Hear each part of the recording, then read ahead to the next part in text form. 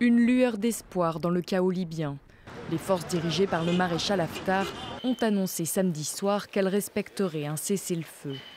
Le commandement général des forces armées arabes libyennes annonce un cessez-le-feu dans la région ouest à minuit et 1 minute le 12 janvier 2020, à condition que l'autre partie applique en même temps un cessez-le-feu.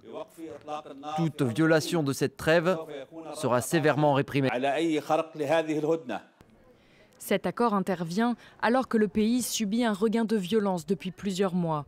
En Libye, deux camps se disputent le pouvoir, le gouvernement d'accord national reconnu par l'ONU et un gouvernement parallèle soutenu par Khalifa Haftar dans l'est du pays.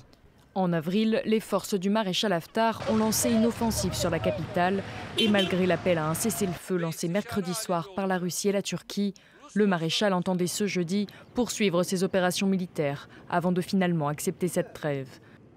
Un cessez-le-feu respecté dans le camp adverse, mais lors d'une visite en Italie, le Premier ministre libyen a posé des conditions.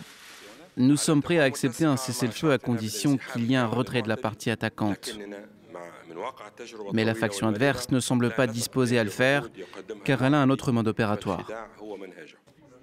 Les deux camps bénéficient du soutien politique et militaire de puissances internationales. La Turquie a récemment envoyé des troupes sur le sol libyen pour soutenir le gouvernement d'accord national. Et la Russie, elle, soutient les forces du maréchal Haftar. Une conférence internationale sur la crise en Libye doit se tenir à Berlin dans les prochaines semaines. La France, le conflit